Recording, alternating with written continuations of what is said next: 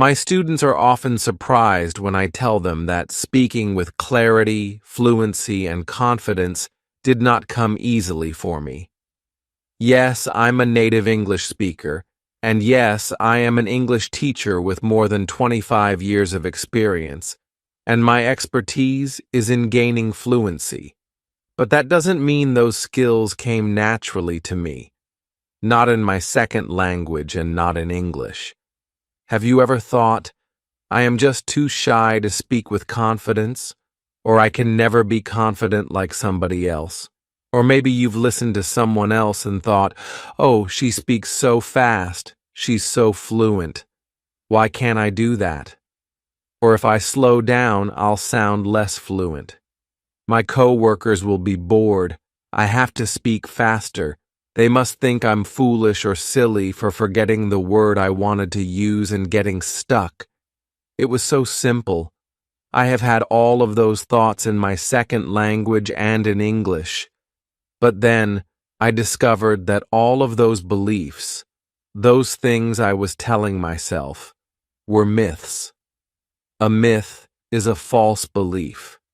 When I discovered what is true, it completely changed my mindset. It changed my approach to learning, my motivation to practice, and my ability to make progress in my speaking. Most importantly, it gave me confidence, the confidence to keep going. This is true in my second language and in my native language, English as well. In this lesson today, I want to help you become a confident English speaker by addressing what is myth versus reality and giving you practical action steps you can take to make progress in your English confidence and fluency. But quickly, if this is your first time here, welcome. I'm Alicia, an English confidence and fluency coach. Everything I do is designed to help you get the confidence you want for your life and work in English. If you'd love to get more free resources and lessons from me, including years of my weekly Confident English lessons, you can find them all at my Bookish English channel. While you're there, make sure you download my in-depth How to Get the Confidence to Say What You Want training. This is a step-by-step training where I share with you my #1 strategy for fluency and confidence building. Now, for this lesson today, there are 5 common myths about fluency and confidence that I want to address, and I want to highlight what is true so that you can make progress and move forward. Because when we believe in myths, false beliefs, they stop us from making progress, and it doesn't have to be that way. So by understanding what is true and having practical action steps, you can move forward. Here are the 5 myths we're going to talk about today. 1. Some people are naturally confident speakers. 2. Fluent English is always fast English. 3rd, confident speakers never need to seek clarification. 4. Confident speakers never experience setbacks, and they don't really make mistakes. 5. You either have confidence or you don't. Myth number 1. Some people are naturally confident speakers. This is a myth I believed for years because my husband is an extrovert who seems to feel totally comfortable speaking with anyone, and he always appears confident. This is true in English and in his second language. It used to make me so jealous, but it doesn't anymore. Like me, you might believe that some people, like extroverts, are naturally confident when they speak because of some of their personality traits. Extroverts are often described as individuals who are outgoing, energetic, and conversational. Because of that myth, there might be another myth, which is that introverts can't be confident when they're speaking with others. Introverts are often associated with personality traits such as being shy, reserved, and withdrawn. But that isn't always the case. There are plenty of introverts who love being around people and feel very comfortable in some contexts. The difference is introverts prefer to think before they speak, whereas extroverts think by speaking out loud. Furthermore, the reality is introverts can absolutely be fully confident, fully fluent, and speak with exceptional clarity in any situation. I know that's true because I am highly shy and highly introverted, and I work with many students from around the world who, similarly, in their native and non-native languages, are shy and introverted.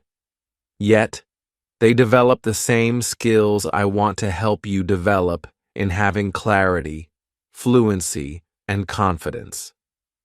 So here's a practical approach to help you speak with confidence, no matter what the situation might be. Use your natural skills as an introvert to your advantage. Now, you might not be an introvert in your native language. That might not be your true personality. However, you might be experiencing some of that in English due to anxiety when you want to speak. The advice that I'm going to share applies in both contexts. The natural ability here is to take advantage of thinking before you speak. By giving yourself time or taking advantage of the time you have, you're able to organize your thoughts and be more prepared to share them with others, to share them with confidence. This is a skill used by all powerful public speakers, including many who are introverts. Now, here's how you can practice this in real life. When you can, and if you can, always take time to prepare or organize your thoughts in advance. What this means is taking time to think through whatever discussion you're going to have. Maybe put down some notes on a piece of paper and talk through them out loud. Practice saying them out loud so that you get comfortable with your voice and with the words that you're going to use. Doing this in advance means you're able to express those thoughts and organize them without judgment from anyone else. You have that time to think before you speak. This is helpful, for example, if you're preparing for a job interview or if you are going to a meeting of some kind and you know what the topic of discussion will be in advance, whether it's a business meeting, a volunteer meeting, or a book club discussion. Now, if it's in the middle of a conversation, you can also pause briefly in order to take advantage of those little moments in time to organize your next thought. Don't try to plan the next 20 minutes of what you want to say. Just plan the next thought, and then the next one, and the next one, and the next one.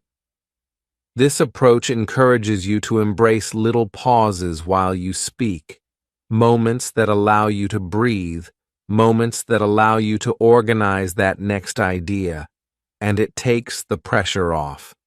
Now, if you are worried that using a pause while you speak so that you have that time to think, you can use a phrase to buy yourself some time. For example, just give me a moment to think, or can you come back to me in a moment? I just need a moment to think about this. Right now, you might be thinking two things. Number one, Anne-Marie, we don't always have time to prepare. And number two, I'm not sure pauses are going to help me. They're going to make me speak too slowly. I'm going to talk about both of those. Number one, you're right. We don't always have time to prepare, but we have more opportunities than you think. And when you practice speaking regularly, including moments when you are simply practicing to prepare, It helps you become a better spontaneous speaker as well. I have a particular method that I love to use with my students to help them in this process so that they're able to gain increased confidence and fluency in their speaking. If you'd love to get that in-depth training, you can find it at my Bookish English channel. It's called How to Get the Confidence to Say What You Want in English. I'll share a link to it down below this video. And now let's talk about that second fear, that pauses are going to make you sound slow. This brings me to myth number 2. Fluent speakers are always fast speakers. Without a doubt, this is a common misconception. Unfortunately, it's perpetuated by English-speaking TV shows and sitcoms where someone might speak unnaturally fast for dramatic or comedic effect. And yes, there are many English speakers who speak extremely fast. That doesn't make them good communicators. In fact, they may speak so quickly that fellow native English speakers don't really understand everything they say. Let me say all of that again. Yes, some English speakers do speak really fast, but that doesn't make them effective communicators. In fact, some other native English speakers might not understand anything that they say. Ooh, that's really hard for me to do. And did it sound clear, confident, and fluent to you? It definitely sounded fast, but was it good communication? The reality is, fluency is about smooth, natural, clear communication with you in control. When I was speaking super fast just a moment ago, I did not feel like I was in control. My brain was chaotic, and I knew that I was probably making some mistakes while I was speaking, but I couldn't catch them, and I couldn't prevent them, because I wasn't giving myself any time to organize my thoughts and be careful about what I wanted to say. Again, fluency is about smooth, natural, clear communication with you in control.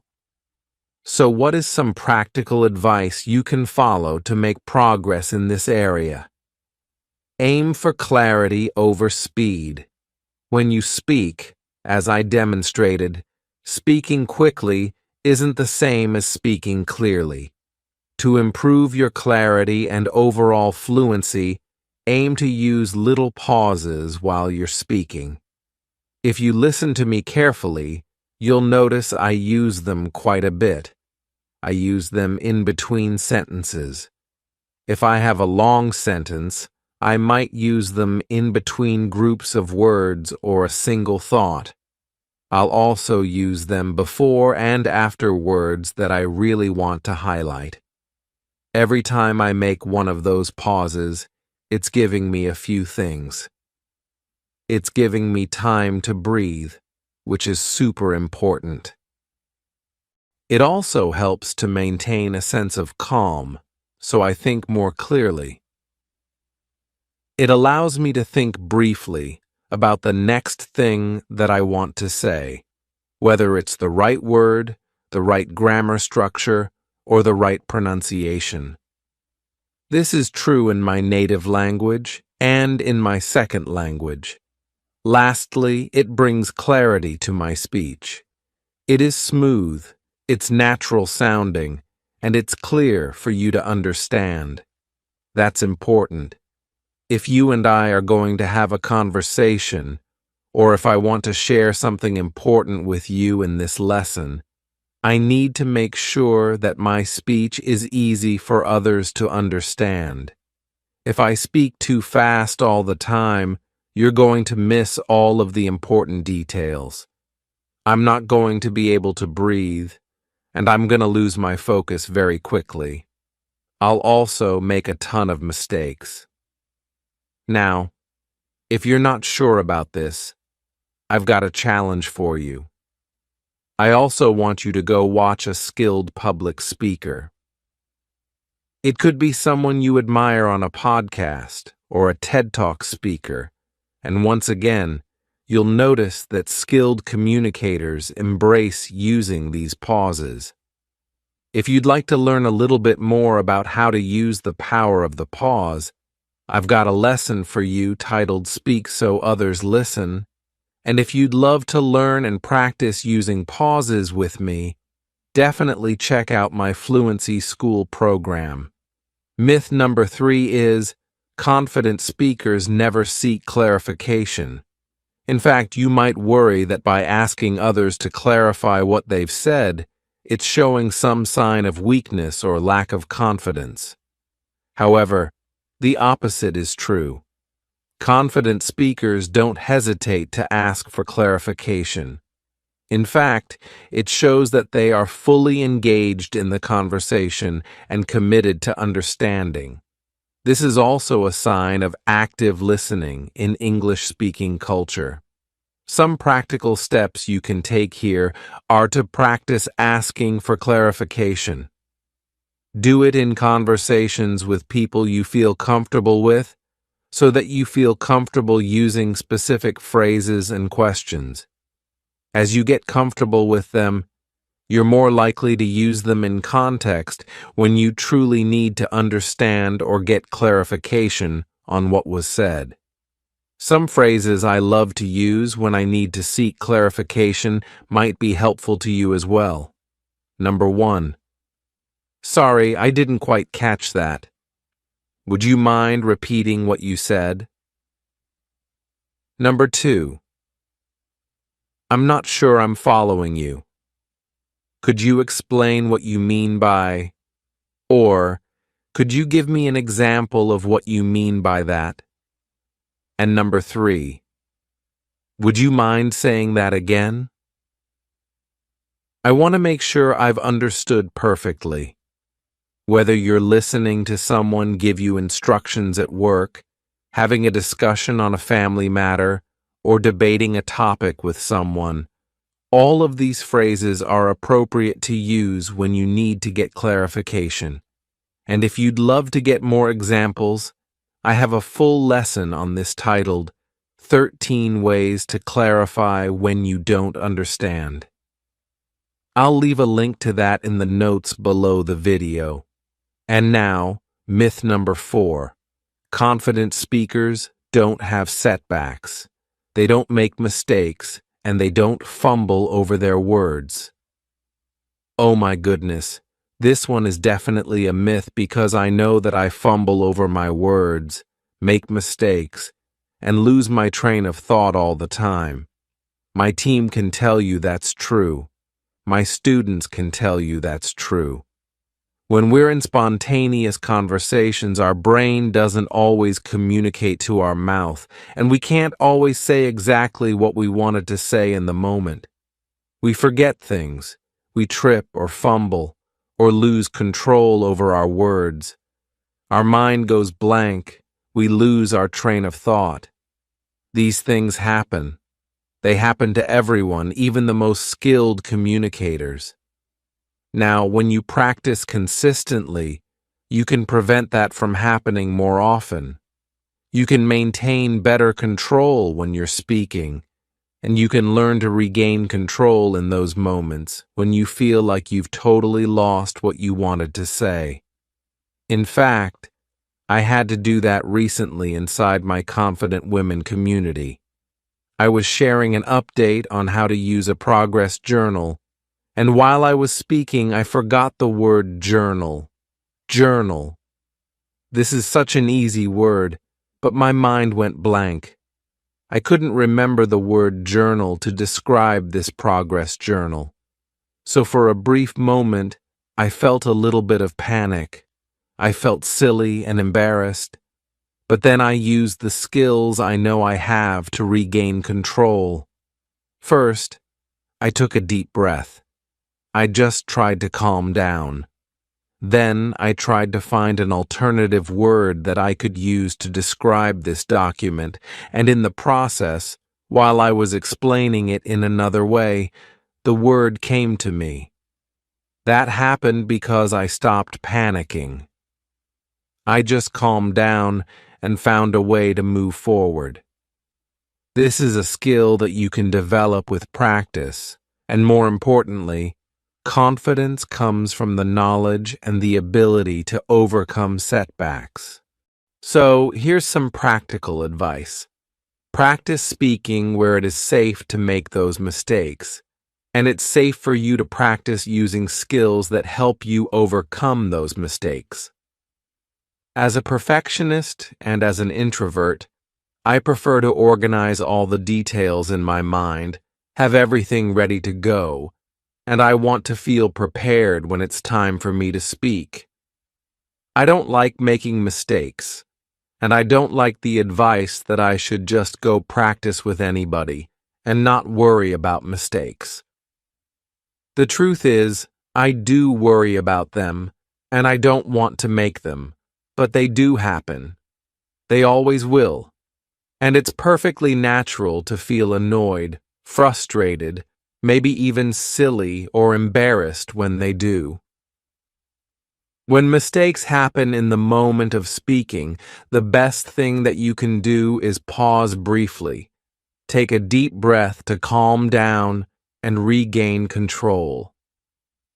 Give your brain that moment of time to speak, and you can either correct the mistake or move past it. For example, you can go back and clarify if necessary. You can do that using a sentence starter such as, "Oh, what I meant to say was." Another option is to apologize for the mistake if necessary and correct it. For example, "Oh, I'm sorry, what I meant to say was," or, "Oh, I'm sorry, I wanted to say," and then continue. If you're comfortable, you could even make a joke out of the situation. For example, "Sorry, I think I had too much coffee this morning." If it's a more casual circumstance, you can simply say, "Oh, sorry, I made a mistake. I meant to say," and then insert the word or idea you wanted to use. That's exactly what I did when I forgot that word journal. Now, on top of all of that, there's one more thing I said that's very important, and that is to find a place where you feel safe. Practicing in a safe place where you can practice speaking, allow yourself to make mistakes when they happen, and learn how to overcome them. So I encourage you to find a speaking community where you feel safe practicing with others. Perhaps there's someone that you work with or a neighbor you have that you enjoy speaking with, and you feel safe practicing with them. Earlier, I highlighted my How to Get the Confidence to Say What You Want training, and in that training, I also talk through how you can feel more prepared and overcome making mistakes in the moment. I also give you a practical way to get speaking practice no matter where you live. When you practice consistently, you will reduce mistakes going forward, and you'll feel more comfortable overcoming them in the moment when they happen. And finally, myth number 5, you either have confidence or you don't. This is a very all or nothing perspective, and it assumes that if you don't feel confident right now, it's not possible for you to get there. But that isn't true. Confidence is 100%, absolutely, no doubt about it, possible for you. Every confident speaker started at the beginning. They learned the basics of clear communication. They practiced consistently. They observed their skills and learned how to overcome mistakes in the moment. And they continued to practice and practice and practice to sharpen their communication skills. Even after gaining confidence, a confident speaker will continue to practice because they have the mindset that there's always an opportunity to improve, and with the right skills, with the right support structures in place, and with appropriate practice, they will make those improvements. At least, this is true for me, and it's true for every skilled communicator I know. The truth is, when you listen to a skilled public speaker, or an excellent podcaster, or a coworker who sounds perfectly fluent in English, what you are hearing is their highlight reel, not all the months and years of preparation that got them to that moment. Confidence is nurtured and developed over time through practice and exposure to different situations and conversations. So here's my practical advice. Embrace the confidence-building learning cycle, no matter what it might be. Learning to play the piano, learning to play tennis, training to run a marathon, preparing for an art show, learning to draw, or doing ceramics. There is a natural learning process and a natural process to gaining confidence in any skill.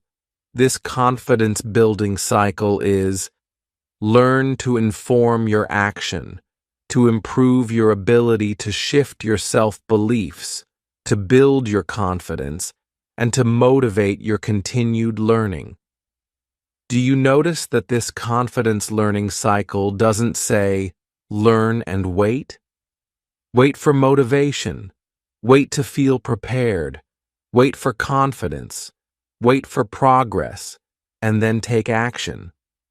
Number confidence, motivation, and progress all come from taking action. This means the best thing that you can do to gain confidence in anything, including speaking English, is to take action and then do it again, and do it again, and do it again. Let me give you 8 recommendations for how you can start to take action and get speaking practice right now. Number 1, download that training. I told you about the training on how to get the confidence to say what you want in English, because with that training, I have a bonus, a 4-week speaking practice program that will help you develop a meaningful habit and make progress. Number 2, join an English-speaking community. This could be an online speaking club or an in-person English-speaking meetup. Number 3, join a club or a volunteer organization. For example, you could join a book club in English, or as one of my Confident Women community members did, you can become a volunteer at a local art gallery. Number 4, find a language coach or teacher you trust and feel comfortable with, and take a speaking class with them, whether it's online or in person. Number 5, ask a coworker or neighbor to meet with you regularly for speaking practice. This is something I did while I was living in France. I found someone I felt comfortable with. We agreed to meet 1 time a week to practice, and we spent 30 minutes of time practicing French for me and 30 minutes of time practicing English for her. Number 6, listen to a podcast or a TED Talk in English. While you listen, write down new words or phrases that you'd love to add to your vocabulary. When you're finished, practice summarizing out loud what you heard in that podcast or TED Talk and review those words that you want to include as well. Aim to include that vocabulary while you're summarizing what you learned. Number 7, talk to yourself out loud in English when no one is listening. This is something I love to do. I often talk to myself in French out loud in my house when I'm alone, while cooking dinner, or when I'm driving my car. And idea number 8, join a speaking-focused organization, an organization such as Toastmasters. The most important thing is to do what you can to take action. Start small, expand your comfort zone slowly, and work with others who will support you and encourage you. When you do all of that, you'll enjoy improved abilities, renewed motivation, increased confidence, and better fluency. In this lesson today, I shared with you several options you have for taking that next step. So here's a question I have for you. What is the action step you are committed to taking? What is one thing you can do this week to take action in your English? Share with me down below. I would love to cheer you on and help you take that next step. With that, if you found this lesson helpful to you, I would love to know, and you can tell me in a few ways. Number 1, you can give this a thumbs up on YouTube. You could subscribe to the Bookish English channel so you never miss one of my weekly lessons. And number 3, you can drop a comment down below. Thank you so much for joining me, and I look forward to seeing you next time.